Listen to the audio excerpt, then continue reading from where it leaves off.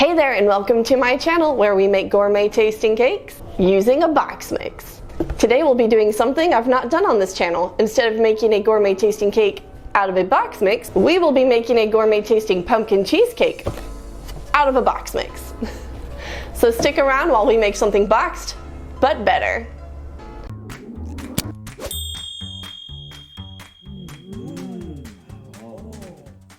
We are going to start with our crust. In a microwave-safe bowl, add 1 stick of unsalted butter, then microwave until melted. Once we have melted our butter, we are going to add 2 tablespoons of brown sugar. Then we are adding 1 tablespoon of canned pumpkin puree. Now it is time to add our package of graham cracker crumbs and mix together until completely incorporated. Did you know that the graham cracker was invented in 1829 by a man named Sylvester Graham? He's actually a Presbyterian minister and did it for a very interesting purpose, and while it may not have had the effect he was intending, it is very delicious, and I'm quite grateful that we have it now for these wonderful crust. Speaking of crust, you'll notice that your crust has a very doughy consistency, which is going to be perfect for pressing out into our pie plate. Spoon your crust into a 9-inch deep dish pie plate, and then press it out evenly.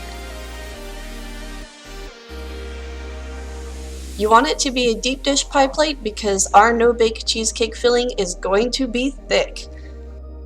Feel free to get in there with your fingers, as long as your hands are clean, and take your crust all the way up the sides. I'm going through with my spatula and pressing firmly against the edges and the bottom to make sure that it is compressed nicely. Now we will chill this in the refrigerator while we make our No Bake pumpkin cheesecake filling.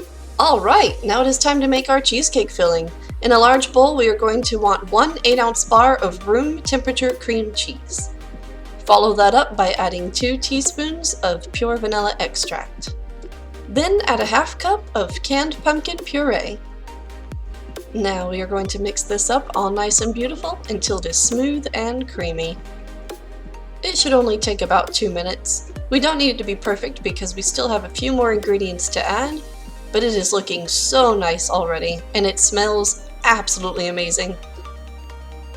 Once you have it all nice and creamy, we are going to add 1 package of our No Bake Cheesecake filling. Follow it up with a cup of half and half.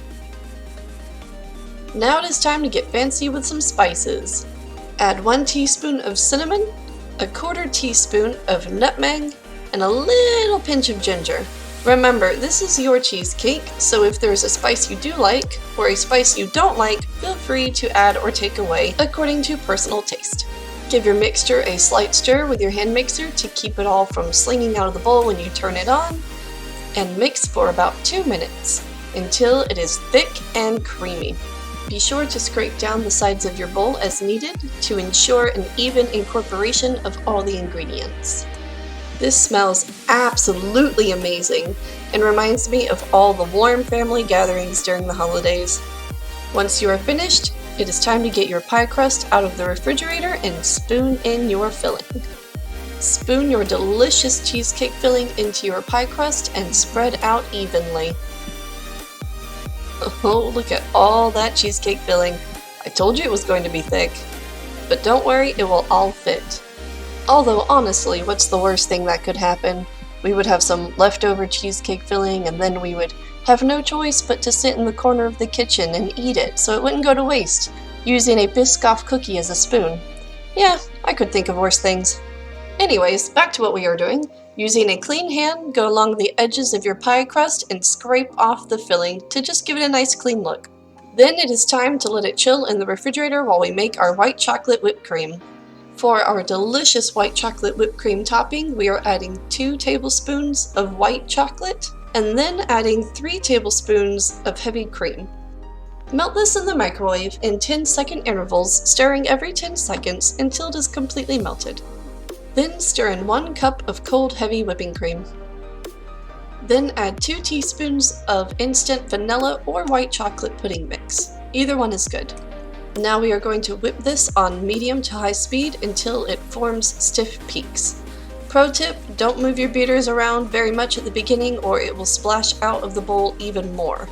Just hold them in one place and let the rest do the work on its own. Once it starts getting thick, you can get a little more aggressive with it and move your beaters around, and don't forget to scrape down your sides to make sure it incorporates evenly. The white chocolate will still keep this very soft in consistency. You'll know you're reaching the consistency you need when you can see the trail of the beaters through your whipped cream. I am using a piping bag with a star tip for my whipped cream on top. You do not have to use this. Honestly, you can just slap this right on top of your cheesecake and call it a day. I'm just showing some examples of how it can be decorated. Remember to give it a twist at the top so it does not come out of the wrong end when squeezing, and hold it between your thumb and forefingers for piping. Holding your icing bag straight up and down, you're just going to squeeze and then stop squeezing and pull away, leaving cute little star tip designs on your cheesecake. Very similar to that of a whipped cream can. Then continue to go all the way around until the top is completely covered. Once again, this is just a suggestion. You can decorate it however you want.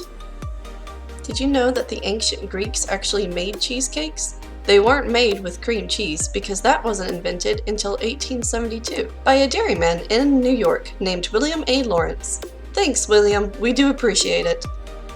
Did you know that before whisk became a thing, whipped cream used to be whipped up with a branch?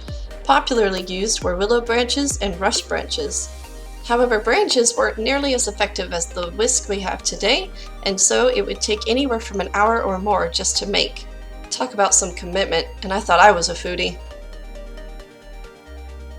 I had about a quarter cup of whipped cream left, so I am mixing in a little bit of leftover canned pumpkin just to make a nice little orange colored pumpkin whipped cream. I'm going to use this to stripe onto our cheesecake to give it a nice pop of color. I put the pumpkin whipped cream in a sandwich bag and cut a small hole out of the corner on the end, and then used it to zigzag a fun design across the top. It doesn't have to be perfect. In fact, the imperfections are what make it look so nice and natural. Then I sprinkled a few pinches of cinnamon on top to give it an extra pop of color.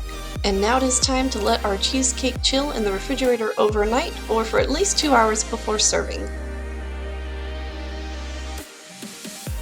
And there you have it, our delicious no-bake pumpkin cheesecake. Thank you for joining me. I had a lot of fun and I hope you did too. If you have any questions, feel free to ask in the comments section below.